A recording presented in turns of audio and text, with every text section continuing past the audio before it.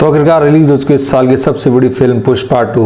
3 साल का बड़ा इंतजार करने के बाद सेकंड पार्ट रिलीज हुआ है। क्या सच में सॉलिड मास एंटरटेनमेंट डिलीवर कर पाई है? नहीं। करीब 500 करोड़ के बजट में बनी इस फिल्म का जो पहला पार्ट था वो एक तरह से गेम चेंजर की तरह साबित हुआ था। इसमें जो डायलॉग था, ये झुकेगा नहीं साला, ये एक ऐसा डायलॉग था जो हर एक बंदे की जुबान पे था, बच्चे बच्चे की जुबान पे था।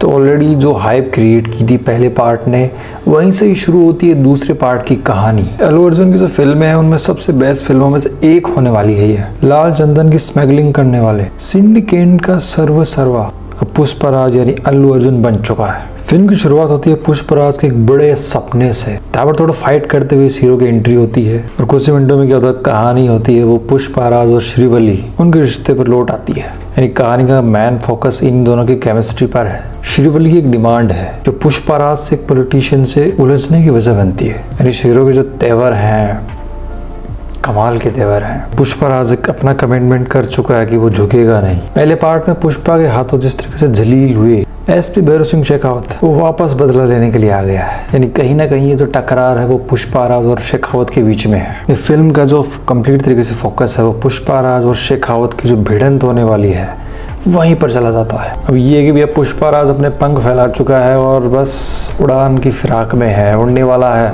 क्योंकि झुकेगा तो नहीं वो, इसलिए मजा आता है। पहली फिल्म का जो एक और अनसुलझा मैटर था, पुष्पराज की जो पिता है उसकी पहली शादी से जो बच्चा पैदा हुआ था, यानी उसका भाई, जैसे जैसे कहानी आगे बढ़ती है उसके बाद में क्या होता है, फिल्म में जो पॉलिटिकल पंगे हैं और शेखावत के साथ में जो भिड़ंत होने वाली है और जो पारिवारिक लफड़े हैं, उन सारी चीज़ों को एक साथ मिलाने की पूरी कोशिश की गई है। जो असल चीज़ में अगर देखा जाए तो काफ़ी अच्छी तरीके से डेवलप किया गया है इस चीज़ को। कहानी की जो तीनों पार्ट हैं वो साथ में चलते रहते हैं और इसके साथ में ये होता है कि भैया पुष्पराज हर चीज़ में भारी पड़ रहा है। जिस तरीके से फैमिली मैन बन के आ रहा है, सच में एक जिंदा दिली इंसान ऐसा कुछ कर सकता है। इसका जो टशन है वो जवाब देने का टशन है कि भैया जो सरकार का राज नहीं चलेगा, अब तो पुष्पा राज चलेगा।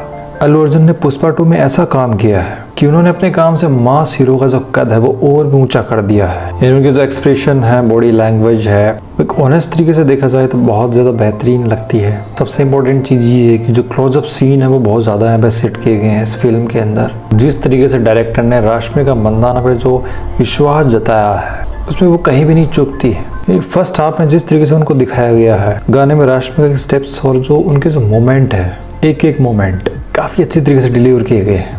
और फहद फाजिल का है जो पुष्पा 2 की जान है। यानी पुष्पा 2 फ्लावर नहीं भैया फायर है। इस बार फायर नहीं, वाइल्ड फायर निकला है और सच में साबित कर दिया कि वो सच में वाइल्ड फायर है भैया। यानी पुष्पा 2 देखने के बाद तो यही लगा कि भैया एंटरटेनमेंट एंटरटेनमेंट एंटरटेनमेंट, और ये तीनों से मिलकर बनी फिल्म एंटरटेनमेंट से भरपूर है। 3 घंटे और 20 मिनट की ये फिल्म बिल्कुल कड़क है, कड़क माल है भैया, सॉलिड है।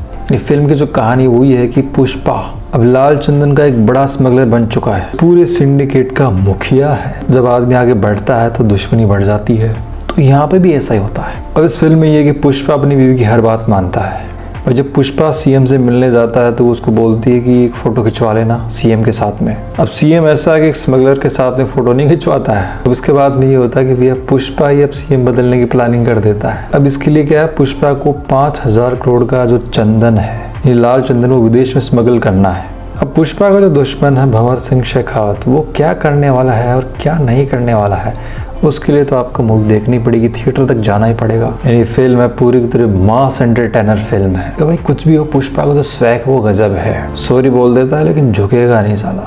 तो ये था फिल्म पुष्पा द रूल का रिव्यू। सच में एक मास एंटरटेनर फिल्म है, इसे देखने का बहुत ही मज़ा आने वाला है। अगर आपने इस फिल्म को देखी है तो आपको पता होगा, अगर नहीं देखी है तो उस फिल्म को ज़रूर देखिए। और ये भी है कि वह एक बार देखने के बाद दोबारा चुल होने वाली है देखने की। पिछले महीने में 2 बड़ी फिल्में रिलीज हुई बॉलीवुड की, यहाँ पे भूल भुलैया और सिंघम अगेन। तो सिंघम अगेन ने थोड़ा निराश किया था, भूल भुलैया थोड़ी आगे निकल गई।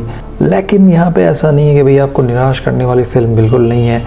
एंटरटेनमेंट इतना है कि सच में काफ़ी आप इस फिल्म को जब भी आप देखोगे, थिएटर में देखोगे, तो तालियों के साथ साथ में आपका जो माइंड है वो बिल्कुल हिलने वाला है। और आप इस फिल्म के साथ साथ में यूँ चले जाएंगे कि जैसे कि भैया इस फिल्म में वो वाली एक चमक देखने को मिल रही है जो सच में उम्मीदें थी। यहाँ पे इस तरीके से इस फिल्म ने हाइप क्रिएट की है। दूसरी चीज़ ये है कि यहाँ पे अल्लू अर्जुन की जो परफॉर्मेंस है उसकी तो बात ही क्या करें भैया, कि भाई ये काम कोई और नहीं कर सकता, यही बंदा कर सकता है। तो ये है भैया एक मस्त वाली फिल्म का मस्त वाला रिव्यू।